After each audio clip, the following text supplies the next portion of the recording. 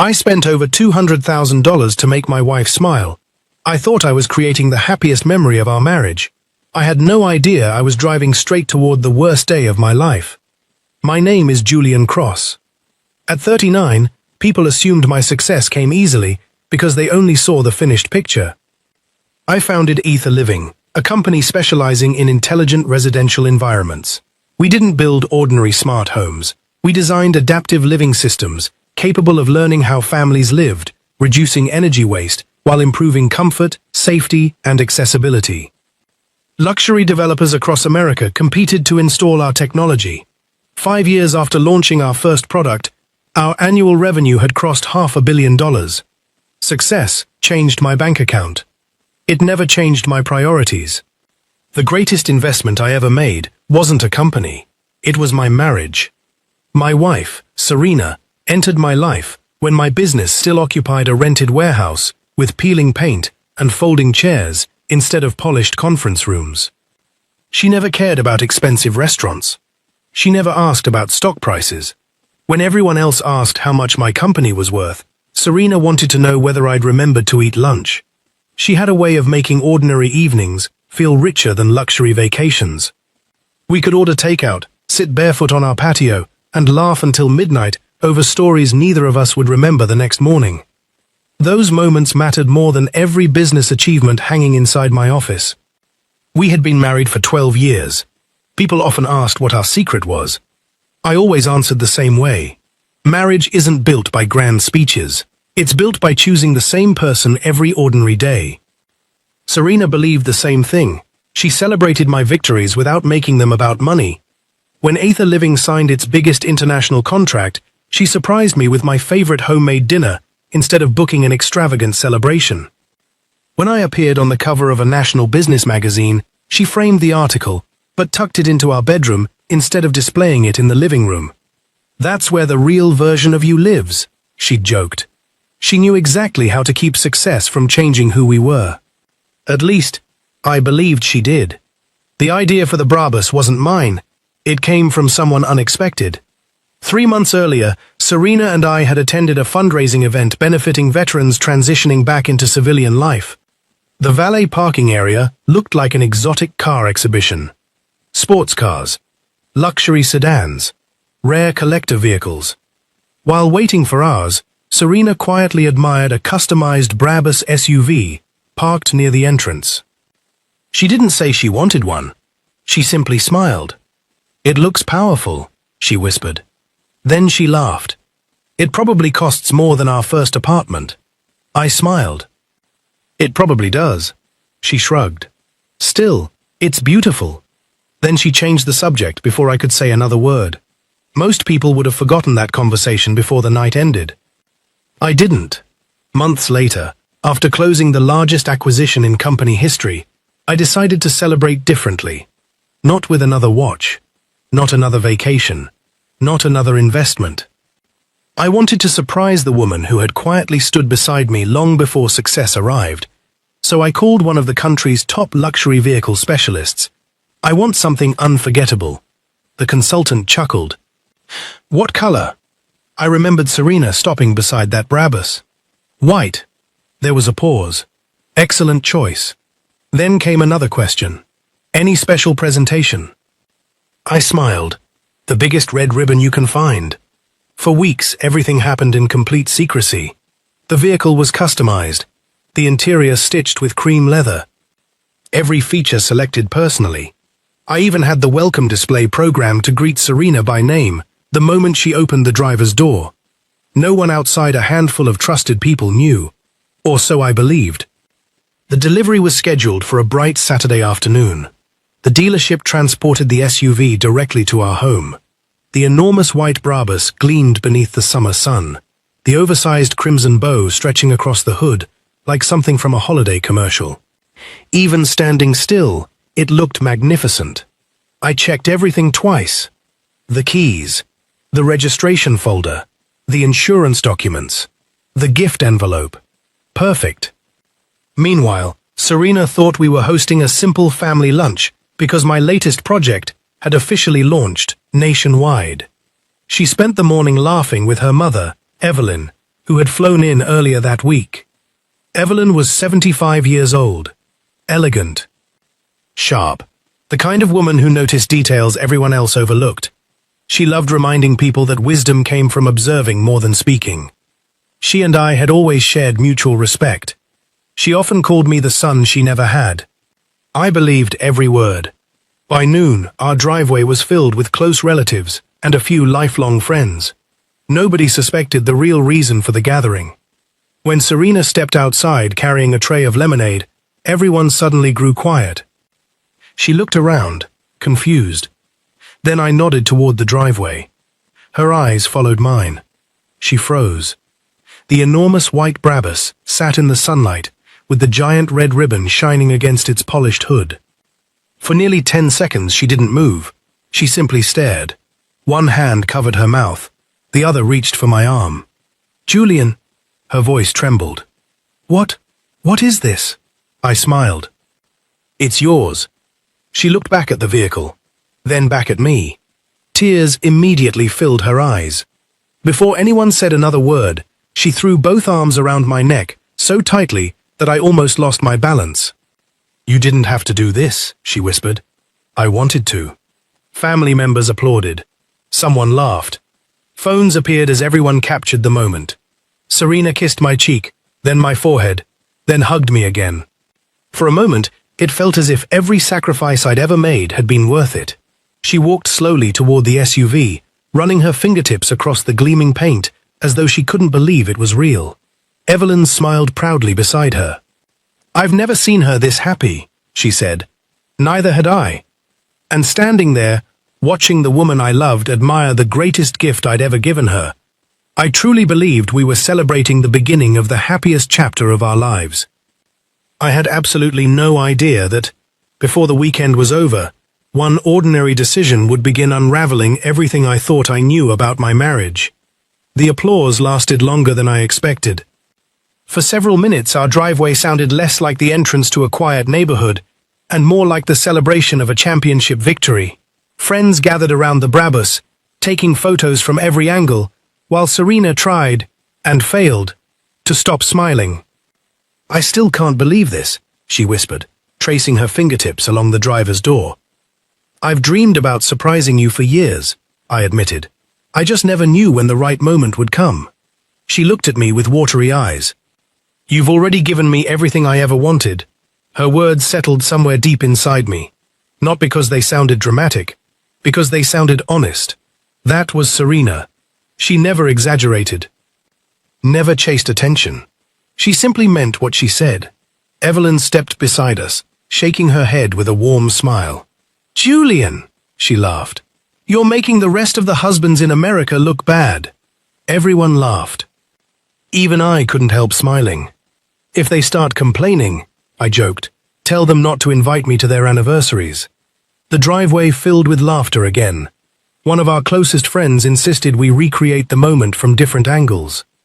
Another wanted Serena sitting behind the wheel. Someone else suggested we open the panoramic roof. For nearly an hour, our home looked like the location of a luxury automobile commercial. Children from nearby houses slowed their bicycles to admire the SUV. Neighbors waved from across the street. A delivery driver even stopped long enough to congratulate us before continuing his route. The atmosphere couldn't have been happier. Watching Serena interact with everyone reminded me why I had fallen in love with her. She never tried to become the center of attention. Whenever someone complimented the vehicle, she redirected the praise toward me.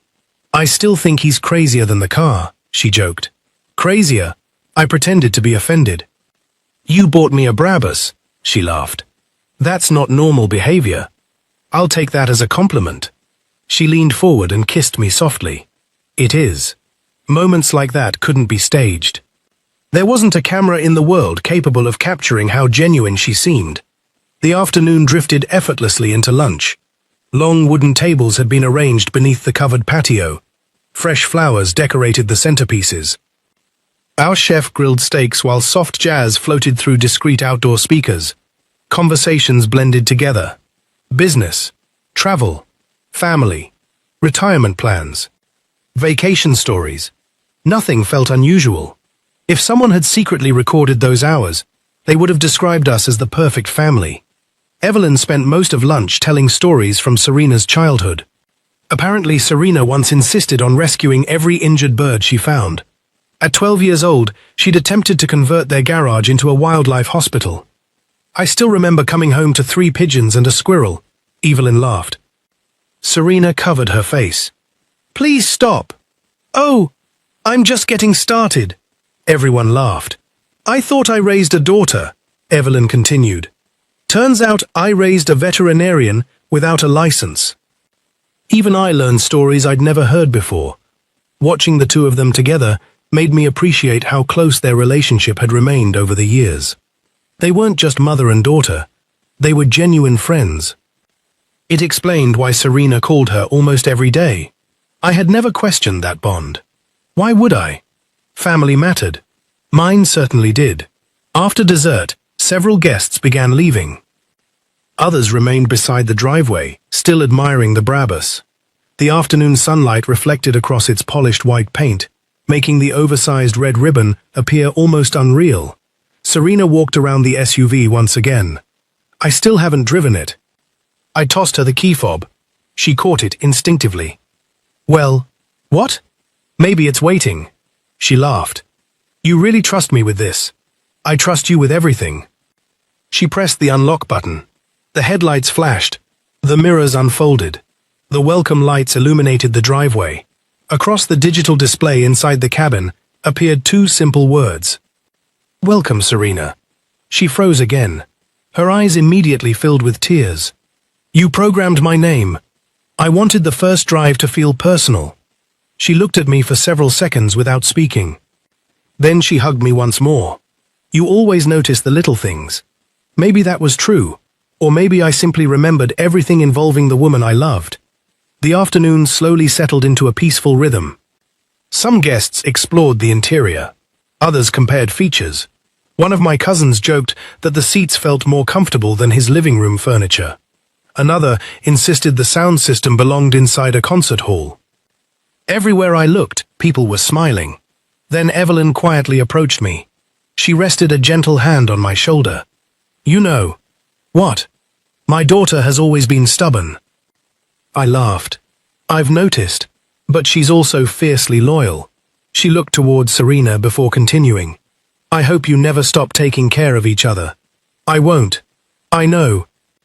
Her expression softened. You've given her a beautiful life. The sincerity in her voice touched me more than she probably realized. I couldn't have built any of it without her. She nodded. I believe that. For several seconds, neither of us spoke. Instead, we watched Serena showing the dashboard controls to 2 younger cousins who looked as excited as children inside an amusement park. Everything felt complete. The kind of afternoon people remember decades later. Eventually, the gathering began winding down. Cars slowly disappeared from the driveway. Hugs became goodbyes. The catering staff packed away dishes. The music stopped. Only a few family members remained. Serena slipped into the driver's seat. She rolled down the window. So? Think I should finally take her around the neighborhood? You absolutely should. She grinned. I'll be back in a few minutes. I reached into my jacket pocket. Empty. My smile faded. The registration packet. The insurance paperwork. The ownership documents. I remembered exactly where I'd left them. On the small table inside my home office. I'd planned to place them in the glove compartment after everyone finished taking pictures. In all the excitement, I'd forgotten. I'll be right back, I said. What happened? I left something inside. The paperwork? I laughed. You know me too well. I'll wait. It'll take 30 seconds. She smiled through the open window while Evelyn walked around to the passenger side. Neither of them seemed in any hurry. I turned toward the front door of our house, thinking only about the forgotten envelope. At that moment, I had no reason to believe those few ordinary steps toward the house would become the most important walk of my entire life. Because behind that front door waited something far more life-changing than a stack of vehicle documents. It was the beginning of a truth I never imagined existed. The front door closed quietly behind me. Inside, The house felt strangely peaceful after the laughter outside. From the foyer, I could still hear faint conversations drifting through the open patio doors. Someone laughed. A car door shut. Music from a neighbor's backyard floated through the warm afternoon air. I smiled to myself. The surprise had gone better than I could have imagined. I walked toward my home office, already picturing Serena's face when she took the Brabus on her first real drive.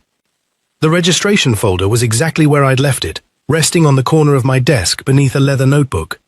I picked it up. Then I remembered something else. The spare keycard. I'd left it charging in the kitchen. "Getting forgetful, Julian," I muttered. I headed down the hallway. Halfway there, I noticed the side patio door was slightly open. The breeze carried familiar voices inside. Serena and Evelyn. I wasn't trying to listen. In fact, I intended to announce myself the moment I reached the doorway. Then I heard Serena laugh. Not an unusual laugh, just the same laugh I'd fallen in love with years earlier. "I still can't believe he bought it," Evelyn chuckled. "You hid your surprise well."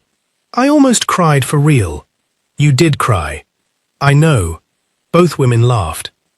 A smile crossed my face. For a second, I simply stood there, happy that the surprise had meant so much to her. Then Evelyn asked a question. "So, when are you leaving?" There was a brief pause. Serena answered casually. "Not long." I assumed she meant the test drive. I reached for the door. Then she said the sentence that froze every muscle in my body. "I'm driving straight to my ex." Silence. My hand remained suspended in the air. The registration folder slowly slipped against my fingers. I wasn't breathing anymore. Surely I had misunderstood. Evelyn didn't sound surprised.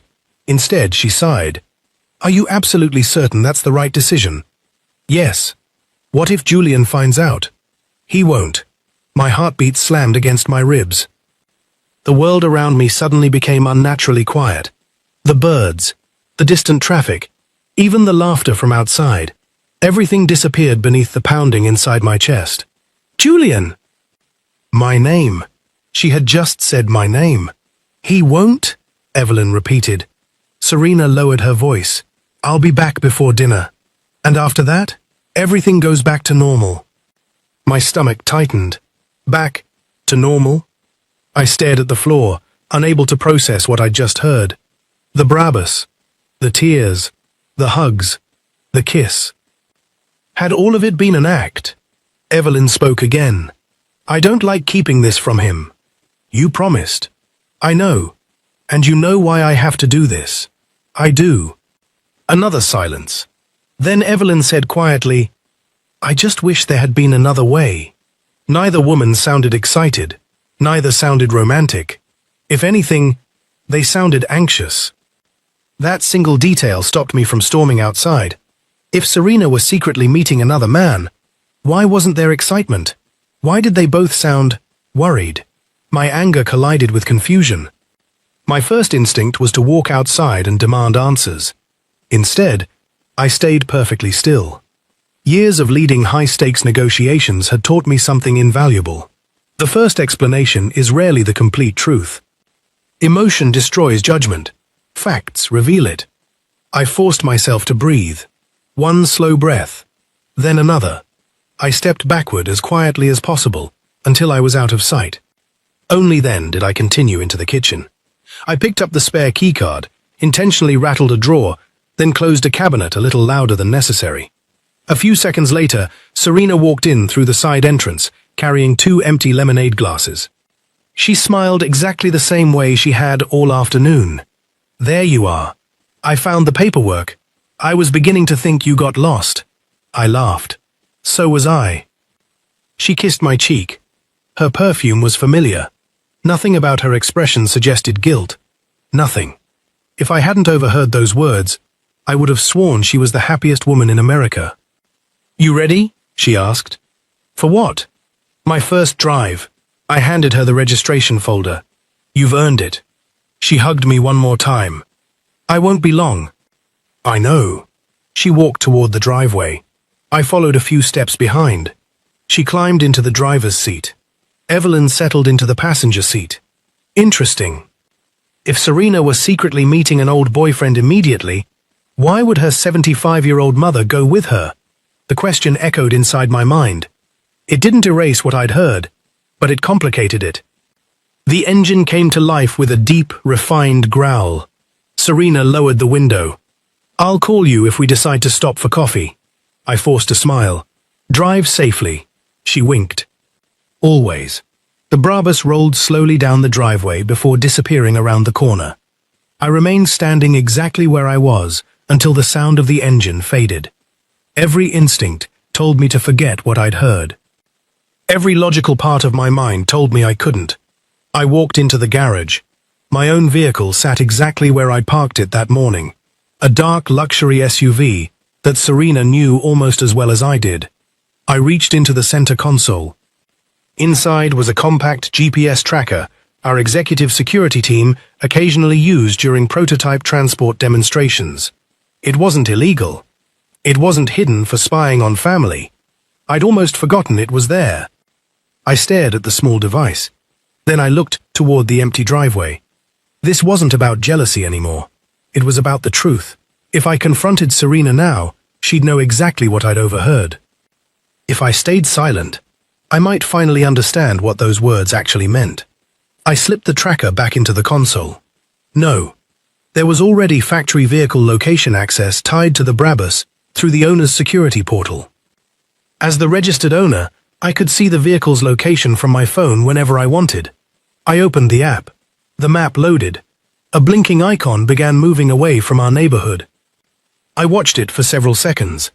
At first, the route looked ordinary.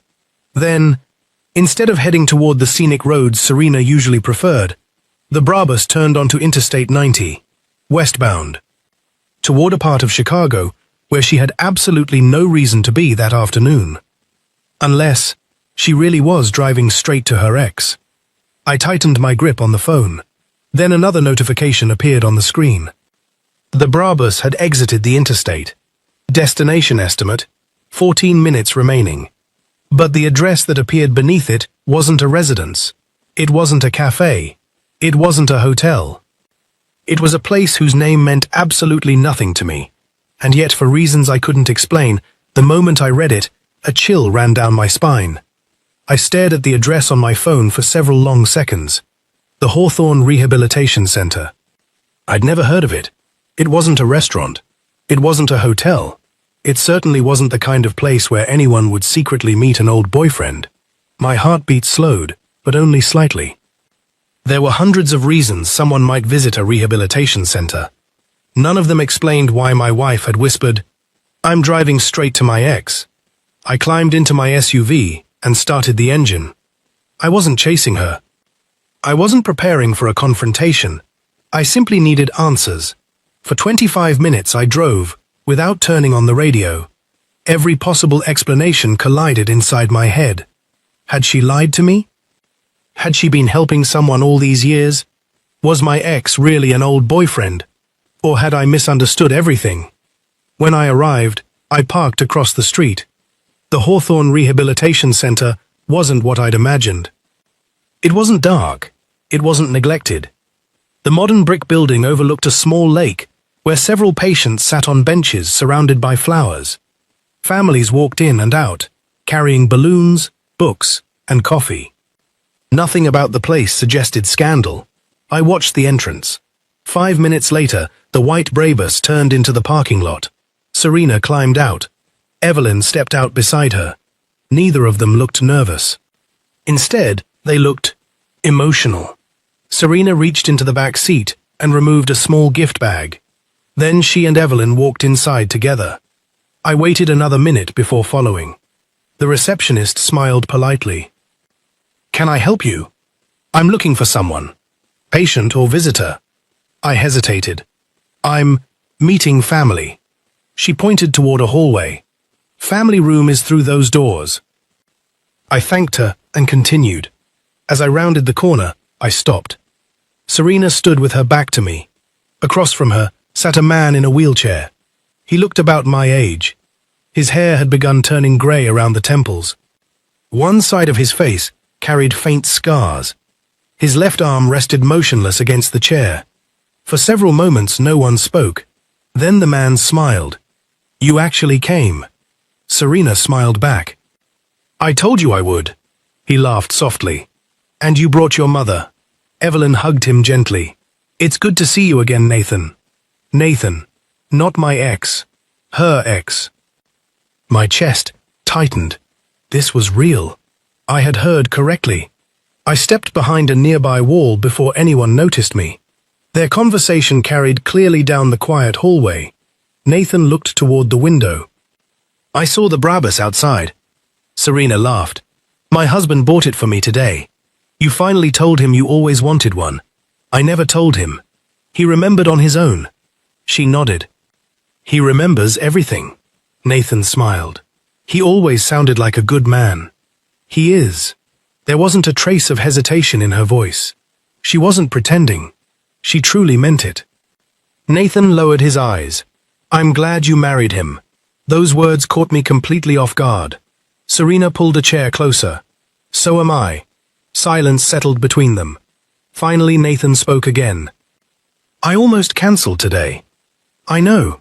I didn't want to complicate your life." "You never have." He looked down at his motionless hand.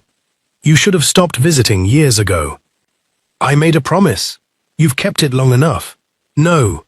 Her answer came immediately. "I haven't." Nathan sighed. "You don't owe me anything anymore." Serena's eyes filled with tears. "I owe you my life." Every thought in my mind came to a complete stop. My life. Nathan looked embarrassed. "I just happened to be there." "You pulled me out." "It wasn't heroic. It nearly killed you." Neither of them noticed that my entire understanding of the situation had just shattered. Evelyn quietly placed a hand on Nathan's shoulder. "You've both carried this burden long enough." Nathan looked toward Serena. "He still doesn't know." She slowly shook her head. "I wanted to tell him so many times." "Then why didn't you?" "Because Julian would have blamed himself for asking me to move that day." Confusion washed over me. "Move?"